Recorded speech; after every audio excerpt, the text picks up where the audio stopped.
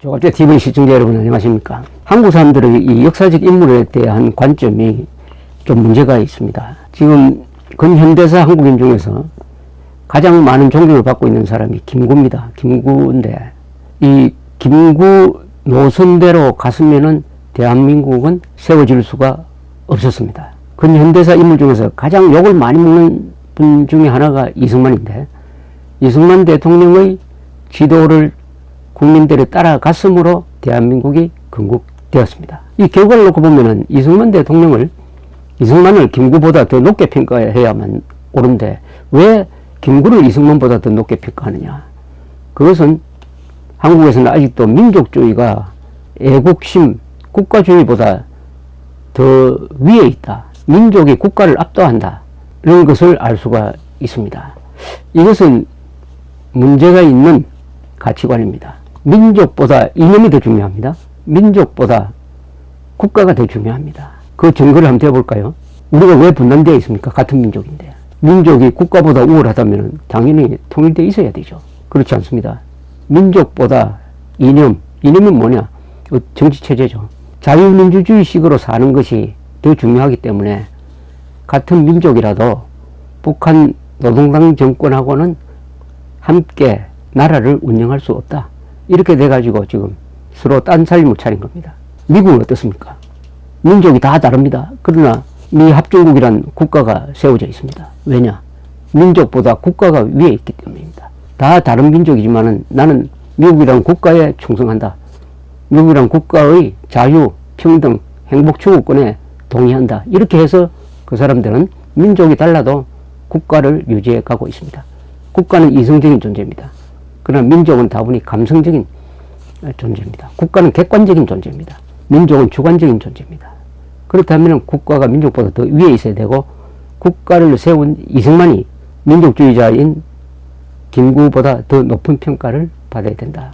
그런데 한국에서는 김구를 들어서 이승만을 치고 부정하는, 민족의 이름으로 대한민국을 부정하는, 드디어 문재인 대통령까지 대한민국의 건국을 부정하고 상해 임시정부까지 거슬러 올라가서 1919년 건국설을 주장하기에 이르렀습니다. 이건 참으로 불행한 일이고, 이렇게 국가를 부정하는, 민족의 이름으로 국가를 부정하고 또 한쪽에서는 민중의 이름으로 국가를 부정하는 대한민국은 협공을 받고 있습니다. 이른바 민주주의자, 이른바 민족주의자로부터 말이죠. 그래서 이 김구의 역사적 역할에 대해서 우리가 잘 알아야 됩니다. 가장 인기 있는 분이니까 과연 그만한 업적을 남겼느냐. 그런데 김구 노선대로 갔으면 대한민국은 설 수 없었고, 아마 우리는 지금 공산 치하에서 살고 있을 가능성이 높습니다. 김일성한테 이용당해가지고. 이 점을 알고 김구를 존경해야 된다, 이런 이야기죠. 우리 속담에 이런 말이 있습니다. 아무리 좋은 사람이라도 그 사람의 잘못한 점을 알아야 되고, 아무리 못된 사람이라도 그 사람이 잘한 점도 알아야 된다. 사람을 객관적으로 두루두루 봐야 된다는 이야기죠. 그 차원에서 제가 한 문서를 지금부터 소개해 드릴까 합니다. 이 문서는 누가 쓴 문서냐 하면은, 당시에 1948년 아직 건국되기 전 8월 15일 이전 1948년 7월에 한국에 와 있었던 중국 대표, 그때 아직 중국 공산화되기 전이었습니다. 중화민국 장개석 수반이죠. 그 중국의 대표니까 막 대사격이겠습니다. 유어만 공사직 한번 갖고 있습니다. 유어만이라는 사람이 남긴 기록입니다. 당시 이분은 UN 한국위원회의 중국 대표였습니다. 즉 대한민국의 건국을 유엔이 관리하기 위해서 세운 기구가 UN 한국위원회입니다. 거기에 파견된 중국 대표였습니다. 유어만 공사. 나중에 이분이 대만 정부의 UN 차석 대사도 지내기도 했습니다. 1960년대에 돌아가신 걸로 나와 있습니다. 이분이 1948년 7월 11일 오전 11시 자택으로 김구를 방문합니다. 김교정이겠죠. 김구를 찾아갑니다. 그래서 1시간 동안 대화를 나누었어요. 이것을 영문으로 기록을 했습니다. 그래서 아마 본국에 보고하고 한부를 당시 국회의장이던 이승만에게 전달했습니다. 그 문서가 이화장에 보존되어 있습니다. 이인수 선생으로부터 제가 이것을 카피를 받아가지고 제가 번역을 한 겁니다. 정말 재밌는, 그리고 김구를 정확하게 알 수 있는 기록입니다. 이 대화체로 되어 있습니다. 유엄한 김구, 유엄한 김구 이렇습니다. 유엄한 씨의 이제 이야기가 조금 긴 편입니다. 요 대화록을 읽어보면은 당시에 상황이 정확하게 나옵니다. 그리고 김구의 입장이 또한 잘 소개되어 있습니다. 유엄한이 이렇게 입을 엽니다. 나는 김구 선생한테 하는 이야기입니다. 나는 선생님의 어떤 면보다도 정직한 분이라는 점에서 존경해 왔습니다. 나도 비록 외교관이지만 솔직하게 이야기하는 사람입니다. 서울에 부임하게 된 것은 나로서는 최초의 외교관 임무입니다. 오늘 선생님을 화나게 만들지 모르지만 정직한 사람과 정직한 사람 사이의 대화를 하기 위하여 방문한 것입니다. 김구는 알았다는 뜻으로 고개를 끄덕였다. 이렇게 적어놨습니다. 유엄한이 이렇게 다시 이야기합니다. 위원단의 한 사람으로 상해를 방문하고 돌아온 후 꼭 만나 뵙고 싶었습니다. 며느님과 아드님께서 지금 중국에 체류 중인 것으로 알고 있고 음씨도 선생님과 같이 살고 있지 않는 것으로 알고 있어 나를 통역할 사람이 없다고 생각하여 그래서 자주 여기에 올 수가 없었습니다. 김구는 이렇게 이야기합니다. 귀하가 말한 그 사람들이 여기에 없어도 귀하를 위하여 통역할 사람은 있어요. 유엄한이 이렇게 이제 본격적으로 이야기를 시작합니다. 나는 오철성이 보내는 편지를 갖고 있는데 공사관에 두고 왔습니다. 중국 외무장관 왕시굴도 직접 편지를 보낼 것입니다. 장개석 총통께서도 편지를 직접 쓰려고 하였는데 외무장관이 오늘 대화에 대한 보고를 받고 나서 쓰시도록 건의를 드렸습니다. 저는 이 세 통의 편지가 같은 메시지를 선생께 전하는 것임을 잘 알고 있습니다. 즉 이승만 박사와 협력해달라는 것입니다. 우리는 이승만 박사와 김구 선생과 김규식 박사가 남한 정권을 수호하는데 협조해 주기를 진심으로 기원합니다.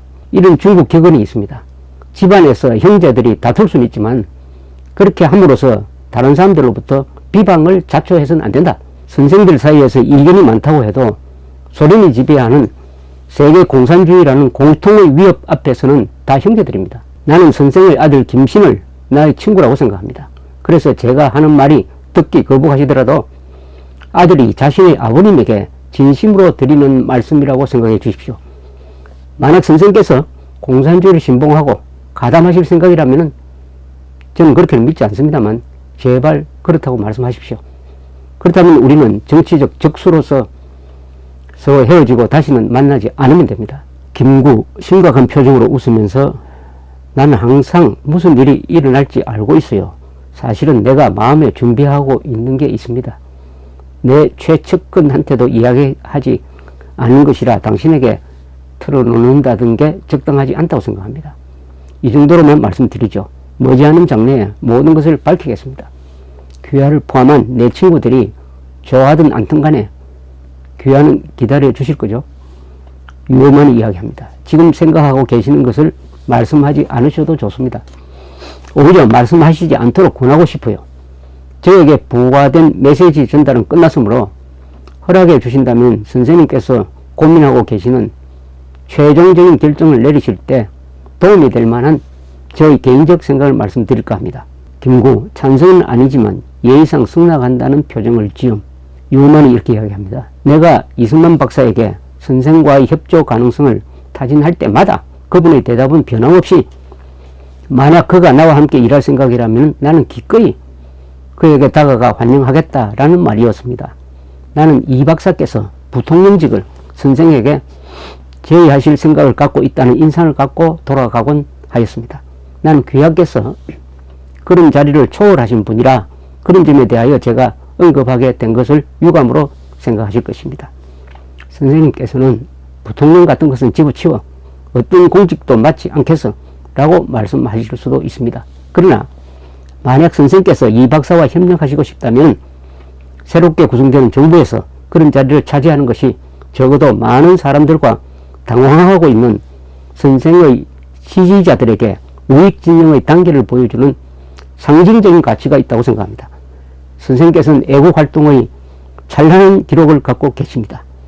선생께서 최근 평양에서 열린 소위 남북한 지도자 협의회에 관계하신 일은 그런 기록에 타격이 되었습니다.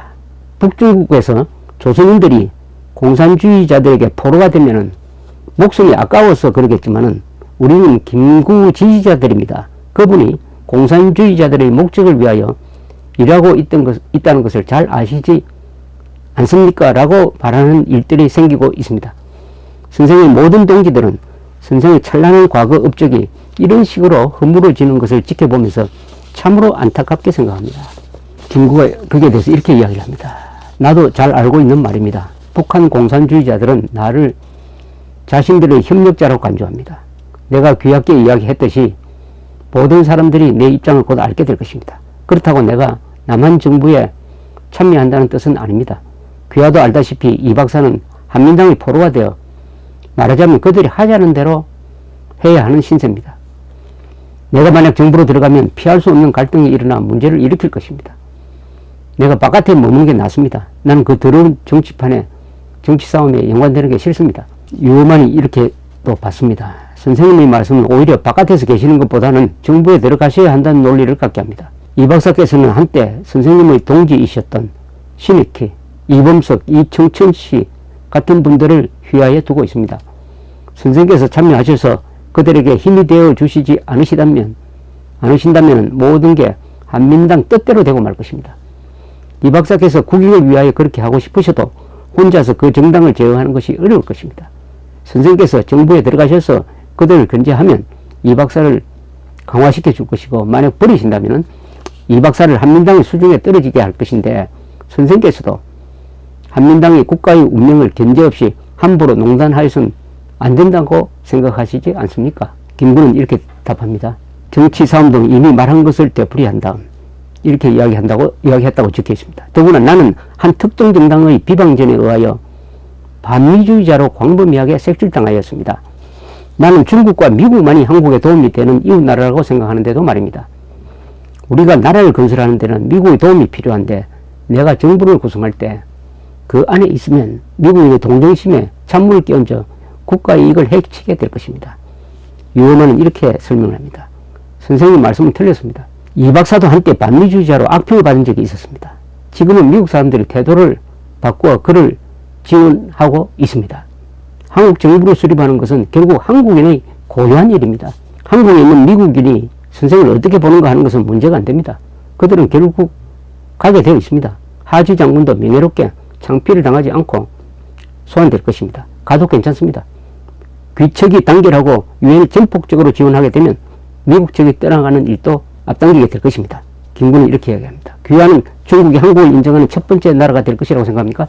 유엄은 나는 자신있게 말할 입장이 되지 못합니다. 그러나 중국, 미국, 영국이 최대한 빠른 시일 내에 그렇게 할 것이라는 점을 믿어 의심하지 않습니다. 김구, 미국이 지금 입장을 무너질 수 없다고 생각합니까? 유엄은 불가능합니다. 왜냐하면 미국인들이 한국의 독립을 확고하게 지지하니까요. 여기서 보면 김구는 한국의 금국이 선포될 때 미국, 중국 등이 대한민국을 인정하는 것, 그 정부를 인정하는 것을 반기지 않는다는 뉘앙스입니다. 자, 여기서 중요한 이야기가 이제 나옵니다. 김구가 이렇게 이야기합니다. 내가 평양에서 열린 남북한 지도자 회의에 참석한 한 가지 동기는 북한에서 실제 나고 있는 일들을 알아보려는 것이었습니다. 공산주의자들이 앞으로 북한군의 확장을 3년간 중단한다고 하더라도 그 사이 남한에서 무슨 노력을 하더라도 공산군의 현재 수준에 맞서는 군대를 건설하기란 불가능합니다. 러시아 사람들은 비난을 받지 않고 아주 손쉽게 북한군이죠. 그것을 남진하는 데 써먹을 것이고, 단기간에 여기서 정부가 수립될 것이며 인민공화국이 선포될 것입니다. 이것은 아주 중요한 이야기입니다. 김구가 평양에 가서 뭘 봤느냐? 막강한 북한군의 능력을 보고 그동안에 러시아가 이렇게 강한 군대를 키웠구나. 이제는 러시아가 이런 군대를 써먹기 위해서 남한으로 보내면은 대한민국 정부는 수립되어 있더라도 무너질 것이고 결국 인민공화국이 선포될 수밖에 없다. 이런 생각을 하고 있었다는 것. 아주 속마음을 터놓은 겁니다. 그럼 굉장히 비관적인, 대한민국 장래에 대해서 비관적인 생각을 갖고 있었고, 비관적인 생각을 갖고 있었기 때문에 건국을 더 반대했다 하는 속내를 읽을 수가 있습니다. 여기에 대해서 유어만은 이렇게 이야기합니다. 러시아가 전쟁을 각오하지 않으면 그런 일은 일어나지 않을 것인데 그들은 전쟁을 원하지 않는다고 봅니다. 과거에 러시아는 2번 국제적인 압력에 굴복한 적이 있습니다. 한 번은 한국으로부터, 또 한 번은 요동반도로부터 물러났습니다. 유엔을 통하여 세계 여론이 일어나면 러시아는 그 충격 앞에서 다시 굴복할 것입니다. 여기서 만들려고 하는 정부가 북한 정권이 러시아의 꼭두각시인 것처럼 미국의 꼭두각시라면 나는 선생님께서 어느 쪽과도 협력하지 않으려 하는 입장을 쉽게 이해할 것입니다. 유엔의 지지 덕분에 한국 정부는 주권 국가가 될 것이고 통일을 성취할 기지가 될 것입니다. 선생께서는 한국이 약하게 보일수록 선생께서는 조건 없이 건국을 위하여 투신하여야 합니다. 이걸로 끝을 맺습니다. 여기서 또 유어만 씨가 아주 재밌는 이야기를 합니다. 북한 정권이 러시아의 꼭두각시다. 그러나 한국은 미국의 꼭두각시가 아니다. 그러니까 김구 선생은 한국 정부를 도와야 된다. 이런 이야기죠. 북한 정권은 소련군 대위인 김일성이가 박헌정과 함께 스탈린한테 불려가가지고 면접시험을 통해서 지도자로 간택된, 그리고 소련이 헌법 조문까지 만들어서 준, 국호까지 결정해 준 그런 꼭두각시 정권이었습니다. 그러나 한국은 이승만 대통령이 미국과 맞서가면서, 특히 미 군정 당국과 싸워가면서, 그리고 공산당의 방해를 물리쳐가면서 세운, 그것도 투표를 통해서, 선거를 통해서 세운 정통성 있는 정권이다. 당당한 주권국가다. 미국의 앞잡이가 아니다. 꼭두각시가 아니다. 그러니까 김구 선생은 이 약한, 출범했지만 이 약한 나라를 도와야 될 의무가 있는 거 아니냐. 통일을 성취할 기지다 라는 표현을 했습니다. 유어만 이 외교관이 아주 이분이 말하는 그 어휘력이 참 좋습니다. 비록 한국 정부는 남한에 세워졌지만은 통일을 성취할 기지가 될 것이다. 이렇게 아주 예언적으로 이야기를 했습니다. 여기서 가장 중요한 것은 김구가 이 순간에 아주 패배주의에 빠져 있었다는 것입니다. 어차피 북한군이 쳐들어온다. 그러면 한국은 무너질 수밖에 없다. 이승만 정부 희망 없다. 이런 생각을 가지고 있었다. 그러면은 하나 의문이 듭니다. 평양에서 김규식이 서명한 이 평양에서 발표한 남북한 이 소위 정치인들, 그러나 공산당이 주도한 것이요. 4.3 성명서, 1948년 4월 30일 성명서에 있는 한 구절, 외국군이 다 철수하라고 이야기합니다. 철수해도 내전은 없다. 내전은 없다. 이렇게 약속을 합니다. 내전이 없다. 그럼 이것은 김구가 자신을 속인 거 아닙니까? 북한군이 쳐들어올 것이다. 그럼 무너지게 되어 있다고 생각하고 있었는데 그것을 막을 수 있는 유일한 방법은 주한미군이었습니다. 그 주한미군을 나가라고 하면은 더 확실하게 북한군이 내려오도록 이 길을 열게 되는 그런 성명을 발표했다는 점에서 김구의 의도를 아주 의심하게 만드는 것입니다. 이것은 제가 번역한 다음에 이제 연구하는 분들이 이 대화록을 인용을 하고 있습니다.